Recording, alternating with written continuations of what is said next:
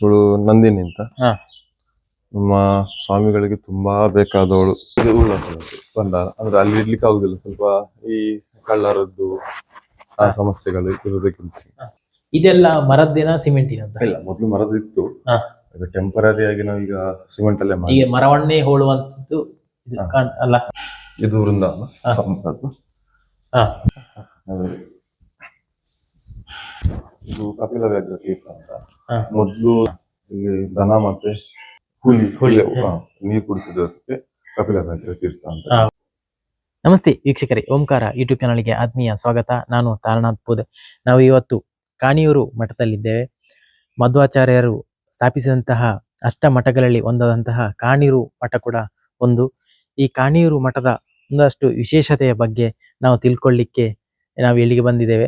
ಸಾವಿರಾರು ವರ್ಷಗಳ ಇತಿಹಾಸವನ್ನು ಹೊಂದಿರುವಂತಹ ಈ ಒಂದು ಮಠ, ಪ್ರಾಚೀನ ಕಾಲದಿಂದಲೂ ಇರುವಂತಹ ಈ ಒಂದು ಮಠ ಒಂದಷ್ಟು ವಿಶೇಷತೆಯನ್ನು ಹೊಂದಿರುವಂತಹ ಈ ಮಠ. ನಮ್ಮ ಜೊತೆ ಈ ಒಂದು ಮಠದ ಕಾರ್ಯನಿರ್ವಹಣಾ ಅಧಿಕಾರಿಯಾಗಿರುವಂತಹ ಶ್ರೀನಿಧಿ ಆಚಾರ್ ನಮ್ಮ ಜೊತೆ ಈ ಒಂದು ಮಠದ ಒಂದಷ್ಟು ಮಾಹಿತಿಯನ್ನು ನೀಡಲಿಕ್ಕೆ ನಮ್ಮ ಜೊತೆ ಇದ್ದಾರೆ. ಯಾರೆಲ್ಲ ನಮ್ಮ ಚಾನಲ್ ಅನ್ನು ಸಬ್ಸ್ಕ್ರೈಬ್ ಮಾಡಿಕೊಂಡಿಲ್ಲ, ದಯವಿಟ್ಟು ಸಬ್ಸ್ಕ್ರೈಬ್ ಮಾಡಿ. ಇನ್ನಷ್ಟು ಉತ್ತಮವಾದ ವಿಡಿಯೋವನ್ನು ನಿಮ್ಮ ಮುಂದೆ ತರಲಿಕ್ಕಿದ್ದೇವೆ. ಸರ್ ನಮಸ್ತೆ. ಮಠದ ಬಗ್ಗೆ ಒಂದಷ್ಟು ಮಾಹಿತಿ ನಮ್ಗೆ ಬೇಕಿತ್ತು, ತಿಳಿಸಿಕೊಡ್ಬೋದಾ ಅಂತ? ಸರಿ, ಅವಶ್ಯ ಮಾಡಿಕೊಡಿ.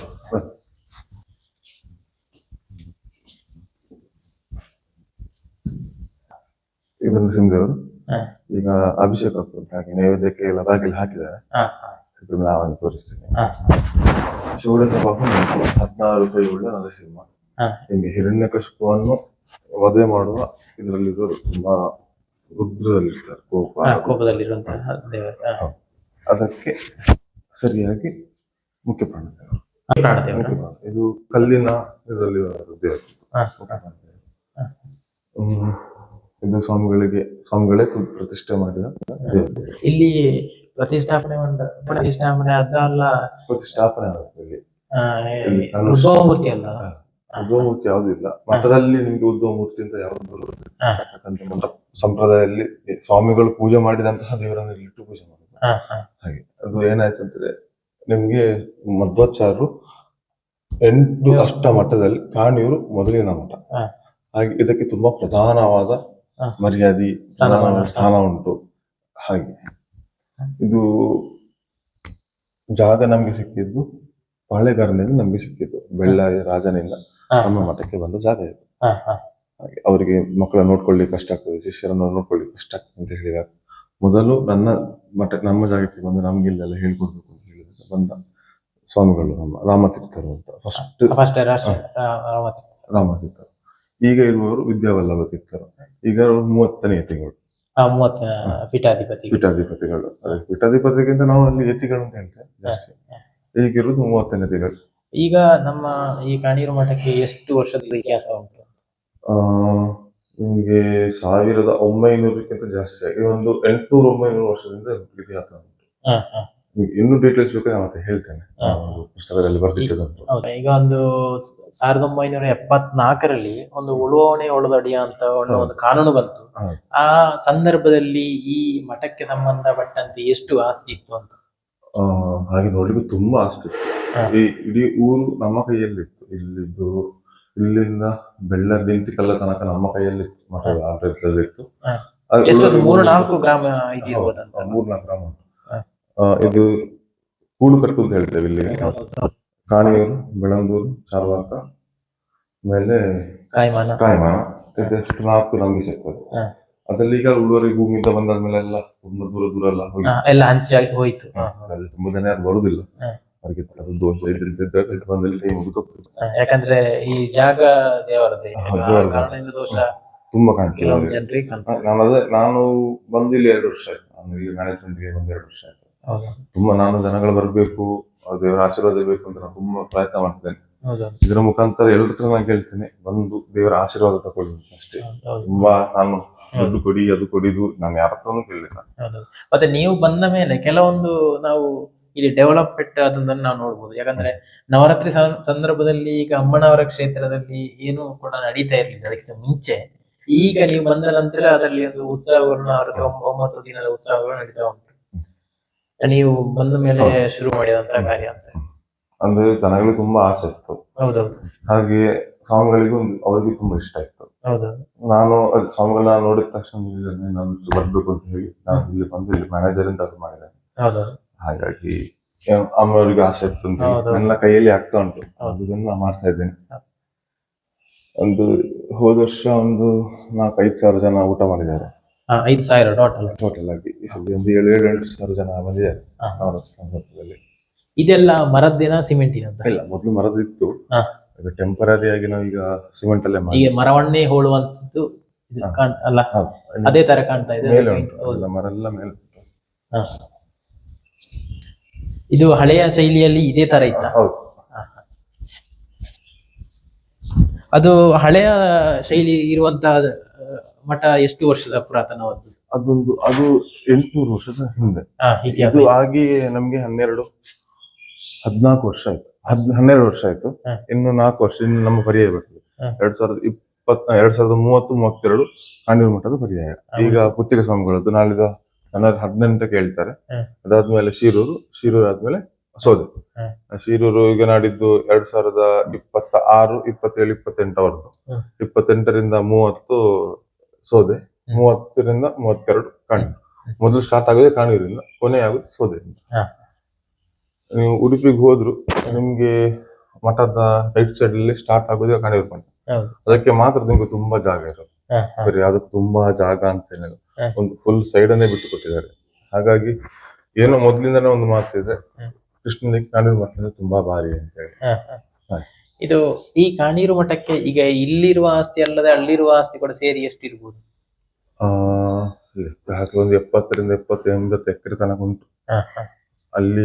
ಅಲ್ಲಿ ಇಡೀ ಒಂದ್ ಸೈಡ್ ಫುಲ್ ನಮ್ಮ 22 ಎಕರೆ ನಮ್ದಲ್ಲಿ ಉಂಟು ಉಡುಪಿಯಲ್ಲಿ. ಇಲ್ಲೊಂದು 30-35 ಇಲ್ಲಿ ಉಂಟು. ಆಮೇಲೆ ಇನ್ನು ಸಣ್ಣ ಪುಟ್ಟ ಅಲ್ಲಿ ಬೆಳಂದೂರು ಅದು ಇದೆಲ್ಲ ಲೆಕ್ಕ ಮಾಡ್ಲಿಕ್ಕೆ ಹೋದ್ರೆ ಜಾಸ್ತಿ 80-80. ಈಗ ಒಂದು ಈ ಕೃಷಿ ಭೂಮಿ ಅಂದ್ರೆ ಅಡಿಕೆ ಕೃಷಿ ಭೂಮಿ, ಅಡಿಕೆ ಮರ ಎಷ್ಟು ಇರ್ಬೋದು ನಮ್ಮ ಇಲ್ಲಿ? 16,000 ಉಂಟು. 16,000. 18 ಇತ್ತು, ಅದ್ರಲ್ಲಿ 2,000ಗೆ ಮಳೆ ಅದು ಇದೆಲ್ಲ ಒಂದು ರೋಗ ಬಂದೆಲ್ಲ 16,000 ಉಂಟು. ಈಗ ಎಷ್ಟು ಕೆಲಸಗಾರರಿದ್ದಾರೆ ಇಲ್ಲಿ?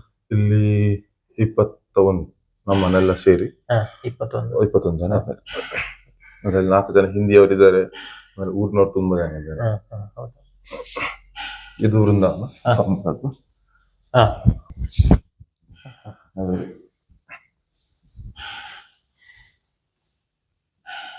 6 ಸ್ವಾಮಿಗಳ ವೃಂದಾವನ ಇಲ್ಲಿ ಉಂಟು. ಇನ್ನೊಂದು ಸ್ವಾಮಿಗಳ ವೃಂದಾವನ ಇಲ್ಲೇ 80 ಕಿಲೋಮೀಟರ್.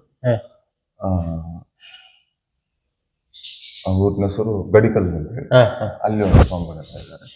ಅವರು ಮತ್ತೊಂದು ಚೂರು ವಿಶೇಷ ಅವರದ್ದು.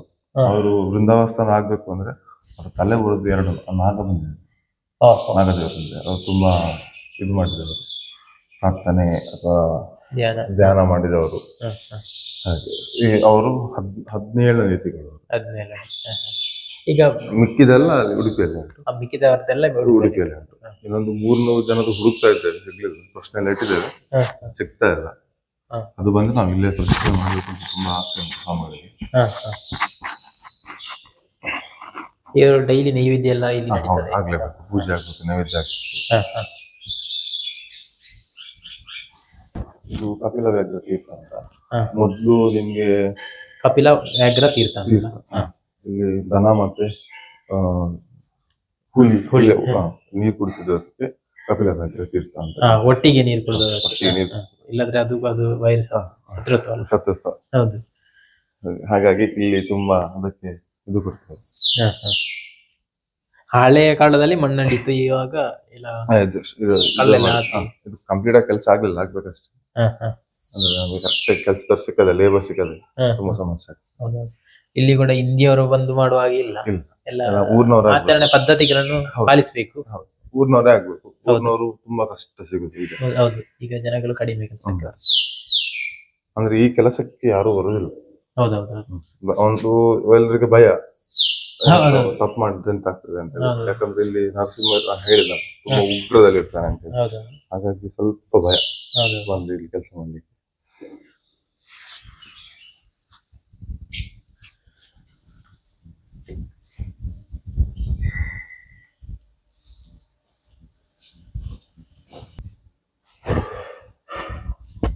ಇದು ಮರದ್ದೆ ಅಲ್ಲ ಸುದ್ದಿ ಇಲ್ಲ, ಇದೆಲ್ಲ ಸಿಮೆಂಟ್ ಇದೆ. ಸಿಮೆಂಟ್ ಇದೆನಾ? 2 ವರ್ಷದಲ್ಲಿ ಮುಗಿಬೇಕಿತ್ತು. ಆ 2 ವರ್ಷದಲ್ಲಿ ಆಗುದಿಲ್ಲ ಅಂತ ಹೇಳಿ ಮತ್ತೆ ನಾವು ಸಿಮೆಂಟ್ ಅಲ್ಲೇ ಸಿಮೆಂಟ್ ಅಲ್ಲೇ ಮಾಡಿದ್ರು.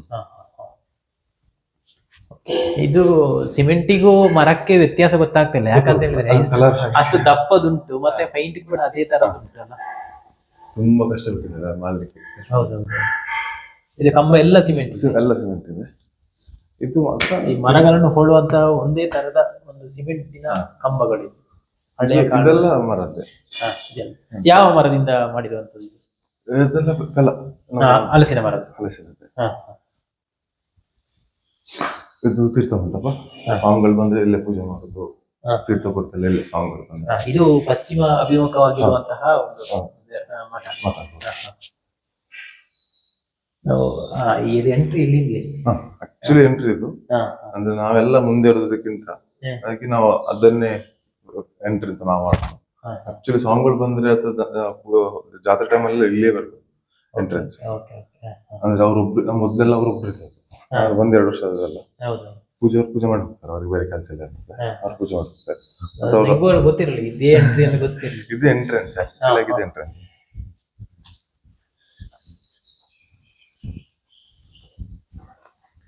ಇದು ಅದು ಬಲಿಂದ್ರ ಕಲ್ಲು. ಇಲ್ಲೆಲ್ಲ ಬಲಿಂದ್ರ ಎಲ್ಲ ದೀಪಾವಳಿ ಟೈಮಿಗೆ ಬಲಿಂದ್ರ ಕಲ್ಲು.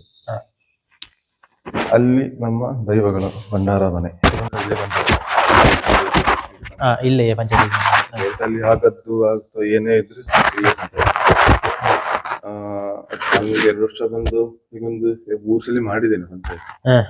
ನಂಗೆ ಅನುಭವ ಇಲ್ಲ ಅಂತ ಹೇಳಿ ಸ್ವಲ್ಪ ನಾನು ಹಿಂದೆ ಜರಿತೇನೆ. ಸ್ವಾಮಿಗಳು ಬಂದ ತಕ್ಷಣ ಯಾರ್ದೆಲ್ಲ ಬಾಕಿ ಆಗಿದೆ ಆದ್ರೆ ಅವರಿಗೆ ಏನೋ ದೇವ್ರ ಮುಂದೆ ಹೇಳಿದ್ದೆ ಆಗ್ಬೇಕು. ಹೋಟೆಲ್ ಹೇಳಿದೆಲ್ಲ ಆಗುದಿಲ್ಲ.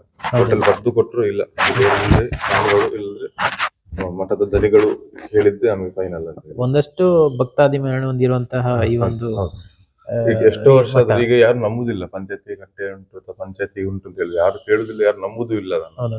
ಅವರಿಗೆ ವಿಶೇಷ ಇಲ್ಲ.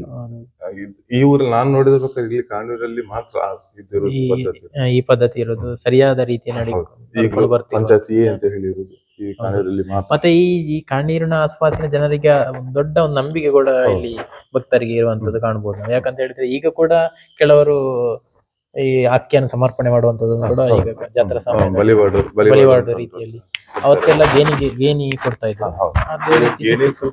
ನಿಲ್ಲಿಸಿದೆ. ಹೌದು. ಈಗ ಅವರಿಗೆ ತಕ್ಕಷ್ಟು ಇಲ್ಲಿ ಬಂದು ಕೊಟ್ಟು ನಾನು ಯಾರಿಗೂ ತುಂಬಾ ಒತ್ತಾಯ ಮಾಡುದಿಲ್ಲ, ಕೊಡಿ ಕೊಡ್ಲೇಬೇಕು.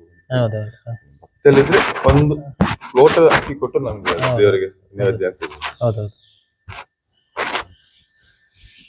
ಆಕ್ಚುಲಿ ಎಂಟ್ರೆನ್ಸ್ ಇದು ಆಕ್ಚುಲಿ ಅಲ್ಲ, ಆಕ್ಚುಲಿ ಇಲ್ಲಿಂದ ಎಂಟ್ರೆನ್ಸ್ ಅದು.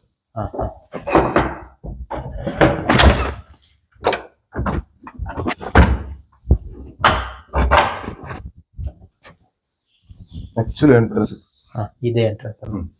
ಇದು ತುಂಬಾ ಯೂಸ್ ಮಾಡೋದ್ರಲ್ಲಿ ಈ ತರ ಇರುದು. ಈಗ ಸ್ವಲ್ಪ ರಿಪೇರಿ ಆಗ್ತಾ ಈಗ ಬಂದು ಇಲ್ಲ ನಾನು ಫುಲ್ ಒಮ್ಮೆ ಕನ್ಸ್ಟ್ರಕ್ಷನ್ ರೀಕನ್ಸ್ಟ್ರಕ್ಷನ್ ಆಗ್ಬೇಕು, ಪೇಂಟ್ ಹಾಕ್ಬೇಕು. ಹಾಲ್ ಅದು ಸ್ವಲ್ಪ ಕಿಚನ್ ಇದು ಪೆಂಡಿಂಗ್ ಉಂಟು ಕೆಲಸ. ಸೊ ಅದು ಹಾಗಾಗಿ ಸ್ವಲ್ಪ ಅದು ಒಟ್ಟಿಗೆಲ್ಲ ಮಾಡುವ. ಸೊ ಅದಕ್ಕೆ ಸ್ವಲ್ಪ ದುಡ್ಡು ಇದು ಮಾಡ್ತಾ ಇದ್ದೇನೆ, ಕೇಳ್ತಾ ಇದ್ದೇನೆ. ನಾನು ನೋಡಿದೆ ನಮ್ಮ ಕೈಲಿ ಆಗ್ತದೆ ಅಂತ, ನಮ್ಮ ಕೈಲಿ ಆಗ್ತಿಲ್ಲ. ಇದನ್ನು ಸ್ವಲ್ಪ ಉಡುಪಿಯಿಂದ ಇಲ್ಲಿ ನಮ್ಮ ಊರಿನವರು, ಈ ಊರಿನವ್ರಿಗೆ ಅಂತಂದ್ರೆ ಒಂದು ಮಟ್ಟದಲ್ಲಿ ಕಾರ್ಯಕ್ರಮ ಆಗ್ತದ ಅಂತ ಹೇಳಿ. ಇನ್ನೊಂದು ಪ್ಲಸ್ ಪಾಯಿಂಟ್ ಅಂದ್ರೆ ಪಾರ್ಕಿಂಗ್ ತುಂಬಾ ಉಂಟು ಇಲ್ಲಿ. ಈ ಈಗ ಏನಿಲ್ಲ, ಈಗ ಫೋಟೋಗ್ರಫಿ ಜಾಸ್ತಿ ಮಾಡ್ಬೇಕಂತ ಅದಕ್ಕೆ ಪ್ಲೇಸಸ್ ಆಗ್ಲಿ ಇದೆಲ್ಲ ತುಂಬಾ ಉಂಟು. ಸೊ ಜನಗಳೇ ಬಂದು ನಾನು ದುಡ್ಡು ಕೊಡ್ತೇನೆ, ನೀವು ಶುರು ಮಾಡಿ ಅಂತ ತುಂಬಾ ಒತ್ತಾಯ ಮಾಡ್ತಿದ್ದಾರೆ. ಹಾಗಾಗಿ ಈಗ ಸ್ವಲ್ಪ ಇನ್ನೊಂದು ಜಾತ್ರೆ ಮುಗಿಸ ಫೆಬ್ರವರಿ ಜಾತ್ರೆ ಬರ್ತದೆ. ಡೇಟ್ ನಮ್ಗೆ ಕೈಲಿ ಕಡಿಯುವ ಹೊತ್ತೆ ಹೇಳ್ಬೇಕು ಅಂತ ಮೊದಲಿನೊಂದು ಇದು ಬಂದಿದೆ. ಆಮೇಲೆ ಆ ಟೈಮ್ ಅಲ್ಲಿ ಯಾವ ಫಂಕ್ಷನ್ಸ್ ಆಗುದಿಲ್ಲ, ಮದುವೆ ಆಗ್ಲಿ ಯಾವ್ದು ಎಂತದ್ರಲ್ಲಿ ಮಾಡ್ಲಿಕ್ಕಿಲ್ಲ. ಸಾವಿದ್ರೆ ಮಾಡೋದಿಲ್ಲ, ಅದು ದೇವರ ಇಚ್ಛೆ. ಅದೊಂದು ಬಿಟ್ಟು ಮಿಕ್ಕಿದೆಲ್ಲ ಯಾವ ಫಂಕ್ಷನ್ ಆಗುದಿಲ್ಲ. ಜಾತ್ರೆ ಮುಗಿಯೋದು ಫೆಬ್ರವರಿ 1 ವಾರ ಜಾತ್ರೆ ಬಿಟ್ಟು. ಹಿಂದಿನ ಕಾಲದಲ್ಲಿ ಕಾಣೀರು ಜಾತ್ರೆ ಅಂತ ಹೇಳಿದ್ರೆ ತುಂಬಾ ಅದನ್ನ ಈಗ ಅದೇ ತರ ನಾನು ಮಾಡ್ಬೇಕು ಅಂತ ತುಂಬಾ ಯೋಚನೆ ಮಾಡ್ತಾ ಇದ್ದೇನೆ. ಒಂದು ಜಾತ್ರೆ ಆಯ್ತು ನಂದು, ತೊಂದ್ರೆ ಇಲ್ಲ, ಜನಗಳಿಗೆ ತುಂಬಾ ಇಷ್ಟ ಆಗಿದೆ. ಅಂದ್ರೆ ಹೇಗೆ ಅಂದ್ರೆ ಒಂದ ದೇವರಿಗೆ ಇಷ್ಟ ಆಗ್ಬೇಕು, ಇಲ್ಲ ಜನರಿಗೆ ಇಷ್ಟ ಆಗ್ಬೇಕು. ಕೆಲವರಿಗೆ ಎರಡು ಆಗುದಿಲ್ಲ. ನನ್ನದು ದೇವರ ಆಶೀರ್ವಾದ, ಸ್ವಾಮಿಗಳ ಆಶೀರ್ವಾದ ಗೊತ್ತಿಲ್ಲ. ಎಲ್ರಿಗೂ ಇಷ್ಟ ಆಗಿದೆ, ದೇವರಿಗೆ ತುಂಬಾ ಇಷ್ಟ ಆಗಿದೆ, ಜನಗಳಿಗೆ ಇನ್ನೂ ತುಂಬಾ ಇಷ್ಟ ಆಗಿದೆ. ಸ್ವಾಮಿಗಳು ಫುಲ್ ಖುಷಿಯಲ್ಲಿದ್ದಾರೆ. ಏನೋ ಈಗ ಸ್ವಾಮಿಗಳು ಹೇಳಿದ್ರೆ ಕಾಣಿ ಅಂದ್ರೆ ಕಣ್ಣಿಗೆ ಕಾಣುವ ಊರಾಗ್ಬೇಕು ಅಂತ ಹೇಳಿ ಅವ್ರು ಈಗ್ಲೂ ಹೇಳ್ತಾರೆ. ಅದನ್ನು ನಾನು ಮಾಡಿ ತೋರಿಸ್ತೇನೆ, ಮಾಡ್ತಾ ಇದ್ದೇನೆ. ಕಷ್ಟ ಕಾಣಿರಳ್ಳಿ ಅಂದ್ರೆ ಕಾಣಿರಳ್ಳಿ ಕೂಡ ಈ ಜನಗಳು ತುಂಬಾ ಪ್ರೀತಿಸ್ತಾರೆ. ಹೌದು, ಅಷ್ಟು ಒಳ್ಳೆ ಜನಗಳಿರುವಂತಹ ಒಂದು ಈ ಜಾಗ. ನಾವಿಗೆ ಆಳದಿಂದ ನಾವು ತಿಳ್ಕೊಂಡಿರುವ, ನಾವು ಇಲ್ಲೇ ಓಡಾಡ್ಕೊಂಡು ನಾವು ವಿದ್ಯಾಭ್ಯಾಸ ಎಲ್ಲ ಕಾಣಿರಳ್ಳಿ ಮಾಡಿರುವಂತದ್ದು. ನನ್ನ ಅಜ್ಜಿ ಮನೆ ಕೂಡ ಇಲ್ಲೇ ಕಲಿಸಿದ್ದು. ಅದು ಹೇಗೆ ಹೇಳಿದ್ರೆ ನಿಮ್ಗೆ ಎಲ್ಲೆಲ್ಲಿಂದನೋ ಬರ್ತಾರೆ ಕಲೆಕ್ಷನ್ ಗೆ, ಅದಕ್ಕೆ ಇದಕ್ಕೆ. ಪುತ್ತೂರು ಮಾಲಿಂಗೇಶ್ವರ ದೇವಸ್ಥಾನದವರು ಇಲ್ಲಿಗೆ ಬರ್ತಾರೆ.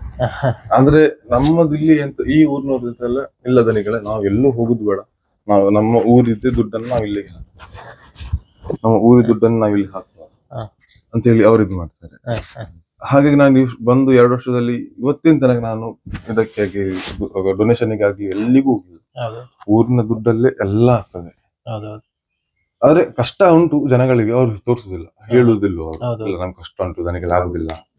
ಅವರ ಕೈಯಲ್ಲೇ ಆಗುವ ₹1 ಆದ್ರೆ ₹1, ಒಂದ್ ಸಾವಿರ ಅವ್ರ ಕೈಯಲ್ಲಿ ಎಷ್ಟು ಆಗ್ತದೆ ಅಷ್ಟನ್ನು ಕೊಟ್ಟು.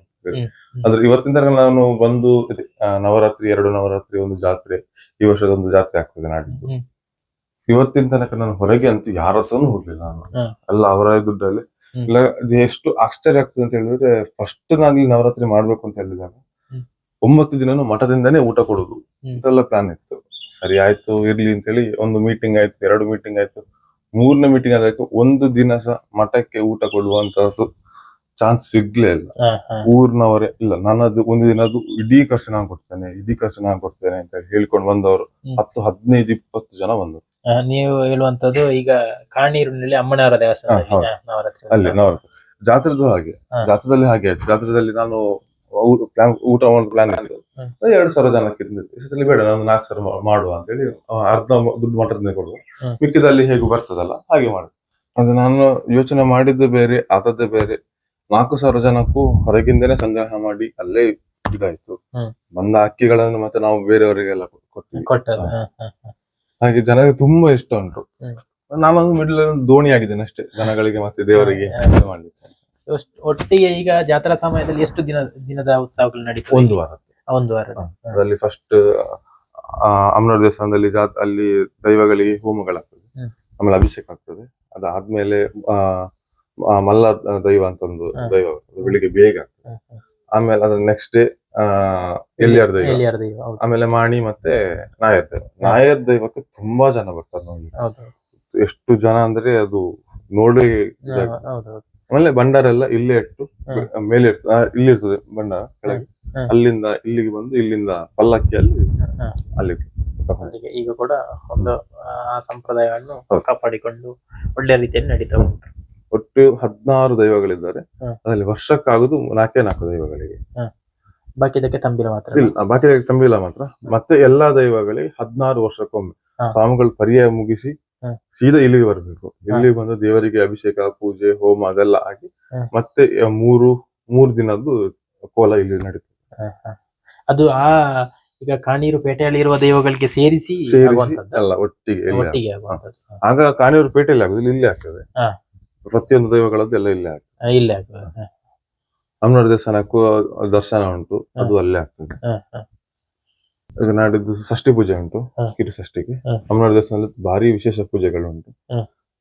ಒಂದು ನಿಮ್ಗೆ ಬಿಂದು ಅಂತ ಅವತ್ತು ಆಗ್ತದೆ. ಅದು ಮಾರಿಯಮ್ಮ, ಅದು ಅಮ್ಮನವರು ಅಂತ ಸ್ವಾಮಿಗಳ ಹಿಂದೆ ಬಂದ ದೇವರವರು.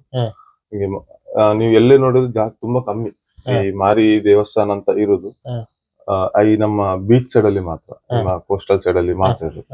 ಹಾಗೆ ಇಲ್ಲಿ ಬಂದವರು ಅದು ಅಮ್ಮನವರು ಅಂತ ಹಾಗೆ ಅದು ಸ್ವಾಮಿಗಳ ಹಿಂದೆ ಬಂದ ದೇವರು. ಅವರಿಗೆ ನಾಡಿದ್ದು ಕೋಳಿ ಎಲ್ಲ ಬರ್ಲಿಕ್ಕೆ ಉಂಟು. ಒಂದು 3-4 ಸಾವಿರ ಕೋಳಿ ಬರ್ತದೆ, ಒಂದು 1,000 ಹಂದಿಗಳು ಬರ್ತಾರೆ. ಅದು ಜಾತ್ರೆ ಸಮಯ ಅಲ್ಲ, ನಾಡಿದ್ದು ಷಷ್ಠಿ ಪೂಜೆಗೆ ತುಂಬಾ ವಿಶೇಷ. ಅದು ಆದ್ಮೇಲೆ ಅವತ್ತು ಆಗ್ಲಿಲ್ಲ ಅಂತ ಹೇಳಿದವರಿಗೆ ಜಾತ್ರೆ ಟೈಮ್ ಅಲ್ಲಿ ಒಂದು ದಿನ ನಾವು ಅದಕ್ಕೆ ಅಂತ ಇಡ್ತೇವೆ, ಕೊನೆಯ ದಿನ ಅಲ್ಲಿಗೆ ನಮ್ದು ಜಾತ್ರೆ ಮುಗಿತದೆ ಅಂತ ಲೆಕ್ಕ. ಆಮೇಲೆ ಇಲ್ಲಿ ಮಾರ್ಚ್ 17ಕ್ಕೆ ಇಲ್ಲಿ ವಾರ್ಷಿಕೋತ್ಸವ, ಇಲ್ಲಿ ದೇವರನ್ನು ಪ್ರತಿಷ್ಠೆ ಮಾಡಿದ ವಾರ್ಷಿಕೋತ್ಸವ ಮಾರ್ಚ್ 17. ಆಗ ಸ್ವಾಮಿಗಳು ಬಂದು ಅವರೇ ಇಲ್ಲಿ ಪೂಜೆ ಎಲ್ಲ ಮಾಡ್ಲಿಕ್ಕೆ ಉಂಟು, ಅವರ ದೇವರನ್ನು ತರ್ಲಿಕ್ಕೆ ಉಂಟು. ಹಾ, ಹಾ. ನಮ್ಮದು ಮಠದ್ದು ಮೂಲ ದೇವರು ಯೋಗ ನರಸಿಂಹ. ಯೋಗ ನರಸಿಂಹ, ಹೌದು, ಹೌದು. ಹಾ, ಇಲ್ಲಿ ಷೋಡಶಬಹು ನರಸಿಂಹ. ಹಾ, ಹಾ. ಈಗ ಇಲ್ಲಿ ಆರಾಧನೆ ಮಾಡುವಂತದ್ದು ಯಾವ ದೇವರಿಗೆ? ಇಲ್ಲಿ ಆರಾಧನೆ ಯೋಗ ಮಾಡೋದು ನರಸಿಂಹನ? ಅಲ್ಲ, ಷೋಡಶಬಹು ನರಸಿಂಹ, 16 ಕೈಯುಳ್ಳ ಹಾ, ನರಸಿಂಹನಿಗೆ. ಹಾ, ನಿಮ್ಗೆ ಅಷ್ಟಮಠದಲ್ಲಿ ವಿಭಿನ್ನವಾಗಿ ದೇವರು ಇರುವುದಂದ್ರೆ ನಮ್ಮ ದೇವರ ಮಠಕ್ಕೆ ಮಾತ್ರ. ನಮ್ಮದು ಮತ್ತೆ ಸೋದೆ ಮಠ. ಹಾ, ಹಾ. ನಮ್ಮ ಮಠಕ್ಕೆ 16 ಕೈಯುಳ್ಳ ನರಸಿಂಹ ಮತ್ತೆ ಯೋಗ ನರಸಿಂಹ ಹಾ. ಮಧ್ವಾಚಾರ ಕೊಟ್ಟದ್ದು. ಹಾ.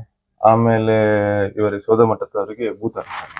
ಹಾ, ಹಾ. ಮಿಕ್ಕಿದವರಿಗೆಲ್ಲ ಕೃಷ್ಣ, ವಿಠಲ ಮತ್ತೆ ರಾಮ. ಹಾ. ಈ 6 ಮಠಕ್ಕೆ, 3 ಮಠಕ್ಕೆ ರಾಮ, ಇನ್ನು 3 ಮಠಕ್ಕೆ ವಿಠಲ. ಹಾ. ಹಾಗೆ ಇದು ಉಳ್ಳಾಗಡ್ಡ. ಇದು ಉಳ್ಳಾಗಡ್ಡ ಭಂಡಾರ. ಅಂದ್ರೆ ಅಲ್ಲಿ ಇಡ್ಲಿಕ್ಕೆ ಆಗುದಿಲ್ಲ, ಸ್ವಲ್ಪ ಈ ಕಳ್ಳರದ್ದು ಆ ಸಮಸ್ಯೆಗಳು ಇರೋದಕ್ಕಿಂತ.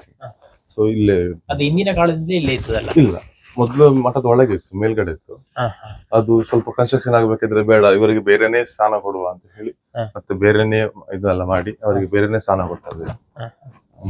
ಇಲ್ಲಿ ನಮ್ಮ ದೈವಗಳದ್ದು, ಸ್ವಾಮಿಗಳ ಒಟ್ಟಿಗೆ ಬಂದ ದೈವಗಳು ಇಲ್ಲಿರುವುದು.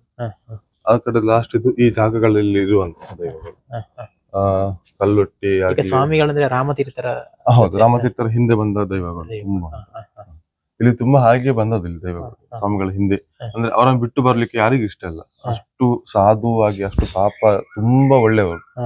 ಸೊ ದೈವಗಳಿಗೆ ಅವರನ್ನು ತುಂಬಾ ಇಷ್ಟ ಇತ್ತು. ಸೊ ಅವರು ಹಿಂದೆ ಬಂದ್ರೆ ಅದೇ ಸ್ವಾಮಿಗಳಿಗೆ ಎಂತಾದ್ರು ನಾವು ಮಾತಾಡಿದ್ರು ದೇವರು ಒಂದು ನಿಮಿಷಕ್ಕಾದ್ರೂ ಬಿಡ್ಬೋದು, ಈ ದೈವಗಳು ಯಾವತ್ತೂ ಬಿಡುದಿಲ್ಲ. ಅವ್ರು ಇದು ಮಾಡಿದ್ರೆ ಈಗ್ಲೂ ಅವ್ರಿಗೆ ತುಂಬಾ ಕಷ್ಟ ಇದೆ, ಈ ಜನಗಳಿಗೆ ಭಯ. ಇಲ್ಲಿ ಇದ್ರಲ್ಲಿ ಒಂದು 6 ದೈವಗಳಿದ್ದಾರೆ. ಆಮೇಲೆ ಅದ್ರಲ್ಲಿ ಒಂದು 3. ಆಮೇಲೆ ಅದು ಅಂಗಣ ಪಂಜುರ್ಲಿ ಅಂತ, ಅದು ಬಂದದ್ದು ನಿಮ್ಗೆ ದೇವರ ಸೇವೆಗೆ ಅಂತ ಬಂದ ದೈವ. ಅಂಗಣ ಪಂಜುರ್ಲಿ ನಿಮ್ಗೆ ಬೇರೆ ಯಾವ್ದಕ್ಕೂ ಯಾರಿಗೂ ಏನು ಮಾಡುದಿಲ್ಲ. ದೇವರ ಸೇವೆಯಲ್ಲಿ ಸ್ವಲ್ಪ ಆ ಕಡೆ ಈ ಕಡೆ ಆಯ್ತು ಅಂತ ಹೇಳಿದ್ರು ಅಂಗಣ ಪಂಜುರ್ಲಿ ಫಸ್ಟ್ ಬಂದು ನಿಲ್ತಾನೆ ಮುಂದೆ. ಯಾಕೆ ನನ್ನ ದೇವರಿಗೆ ನೀವು ಇದು ಮಾಡಿದ್ರಿ ಅಂತ ಪ್ರಶ್ನೆ ಮಾಡ್ತಾನೆ. ಹಾಗೆ ಅದು ಒಳಗೆ ಇತ್ತು. ಅದು ಏನೋ ಸ್ವಲ್ಪ ಜಾಗ ಸರಿಯಾಗಿಲ್ಲ ಅಂತ ಹೇಳಿ ಮತ್ತೆ ನಾವು ಅವ್ರಿಗೆ ಬೇರೆ ಕೊಟ್ಟು.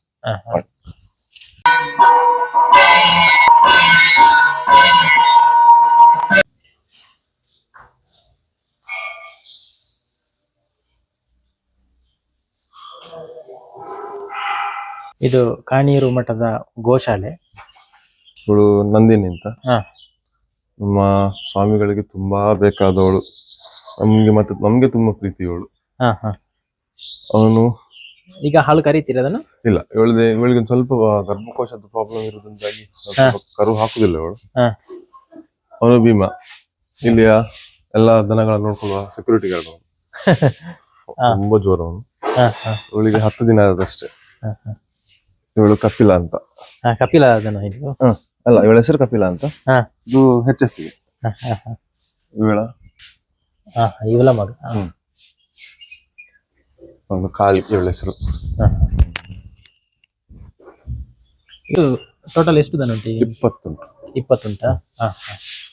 ಎಲ್ಲ ಒಂದೇ ತಳಿಯದ? ಇಲ್ಲ, ಬೇರೆ ಬೇರೆ ಊರಿದ್ದು. ಇದು ಇವಳು ಊರಿನವಳು. ಇವಳು HF. ಇದು ಯಾವುದು ಕೊಂಬೆಲ್ಲ ದೊಡ್ಡದುಂಟು? ಇವಳು HF. ಇವಳು HF. HF ಇದು. HF ಗೆ ಕೂಡ ಇಷ್ಟು ದೊಡ್ಡ ಕೊಂಬು ಬರ್ತದೆ? ಅದೊಂದು ಹೋರಿ. ಇವನು ಕೃಷ್ಣ. ಇದು ಗೀರ್. ಗೀರ್ ತಳಿ ಅಲ್ಲ? ಪಾಪ ಅಂತ ಕಾಣ್ತದಲ್ಲ? ನಿಮ್ಮ ಪಾಪ. ಎಂತದ ಮಾಡಿದ್ರೆ ಯಾರಿಗೆ ಏನು ಮಾಡುದು. ಹೆಸರು ಕೃಷ್ಣ ಅಂತ. ಕೃಷ್ಣ ಎಷ್ಟು ವರ್ಷ ಆಯ್ತು ಅದಕ್ಕೆ? ಅದಕ್ಕೆ ಕೃಷ್ಣನಿಗೆ ಎಷ್ಟು ವರ್ಷ ಆಯ್ತು ಅಂತ? ಇವನಿಗೆ ಈಗ 4 ವರ್ಷ ಆಯ್ತು. 4 ವರ್ಷದಷ್ಟೇ.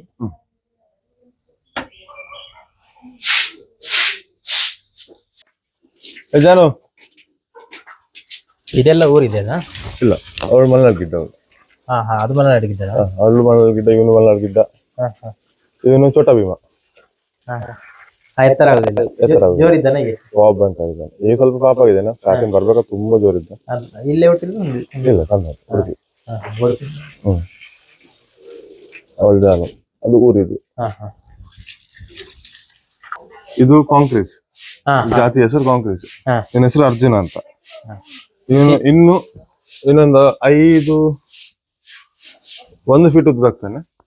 ಕೊಮ್ಮು ಮಾತ್ರ ಇನ್ನೊಂದು 3 ಫೀಟ್ ಬರ್ತದೆ. 3 ಫೀಟ್ ಬರ್ತದೆ. ಇದು- ವಿಶೇಷ ತಳಿ ಒಂದು ಇಲ್ಲಿ ವಿಶೇಷ- ಕಡಿಮೆ ಅಲ್ಲ ಕಾಣುವಂತ ಇದು. ಹೌದು, ಇದು ರಾಜಸ್ಥಾನ್, ಹಾ. ಆಂಧ್ರ ಪ್ರದೇಶ, ರಾಜಸ್ಥಾನ್, ಗುಜರಾತ್, ಹಾ. ಪಾಕಿಸ್ತಾನ್ ಆ ಆ ಭಾಗದಲ್ಲಿ ಸೈಡ್ ಅಲ್ಲಿ ಇರುದು. ಹಾ, ಇವನಿಗೆ ಬೇರೆ ಯಾರ್ದೊಂದು ಕ್ರಾಸ್ ಎಲ್ಲ ಮಾಡ್ಲಿಕ್ಕೆ ಹೋಗಿಲ್ಲ ಈ ನಮ್ಮ ಊರಿದವರಿಗೆ. ಹಾ, ಹಾ, ಹಾ, ಇವನು ಪಾಪ ಸಾಧು, ಏನು ಮಾಡುದಿಲ್ಲ, ಆದ್ರೆ ಇವನು ಕೊಂಬು ನೋಡಿ ಭಯ ಬೀಳ್ಬೇಕು ಅಷ್ಟೇ. ಹಾ, ಹಾ. ಇದು ಅದು ಯಾವ ತಳಿ ಹೋರಿಯ? ಅದು ಸಿಂಧಿ, ಸಿಂಧಿ ಸಿಂಧಿ. ಹಾ.